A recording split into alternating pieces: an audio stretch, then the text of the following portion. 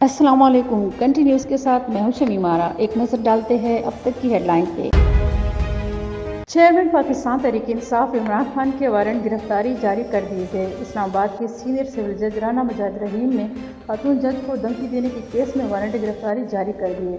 Warrant گرفتاری تھانہ مرگلہ میں 20 اگست کو درج مقدمے میں جاری کیے گئے۔ مقدمے کا نمبر 407 میں عمران خان کے وارنٹ گرفتاری جاری کیے گئے۔ مسلم لیگ نون کی نائب صدر مریم نواز نے کہا ہے کہ ملک کے خلاف سازش ضرور ہوئی، ماسٹر مائنڈ عمران خان خود ہے۔ نون لیگ کے رہنما مریم نواز نے وفاقی وزراء کے ساتھ پریس کانفرنس کرتے ہوئے کہا کہ صرف سازش نہیں، ٹیمپرنگ اور حساس دستاویزات کے ساتھ جعل سازی بھی ہوئی۔ جھوٹا خط لہرانے پر عمران خان کون سے معافی مانگے؟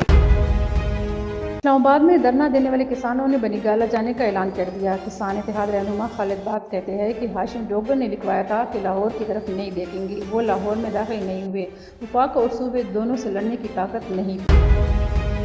سربراہ عوامی مسلم لیگ شیخ رشید کا کہنا ہے کہ ابھی تو آڈیو ویڈیو سے بحران آیا ہے، عوام سڑکوں پر آئے تو بھونچال آئے گا۔ ٹویٹ پیغام میں لکھا کہ عمران خان کے خلاف سائفر کا حکومتی بیانیہ خان کے حق میں گیا، سائفر جلایا نہیں، ابھی چرایا ہے، 2000 کے خارجہ سے مل جائے گا۔ سیلاب متاثرہ افراد کی امداد جاری ہے۔ آرمی ہیلی کاپٹروں نے اب تک 4659 افراد کو ریسکیو کیا۔ 300 سے زائد میڈیکل کیمپوں میں 6,20,000 افراد کا علاج کیا جا چکا ہے۔ یہ تھی اب تک کی کنٹینیوز کی تازہ ترین ہیڈ لائن۔ مزید خبروں اور اپڈیٹس کے لیے دیکھتے رہیے کنٹینیوز۔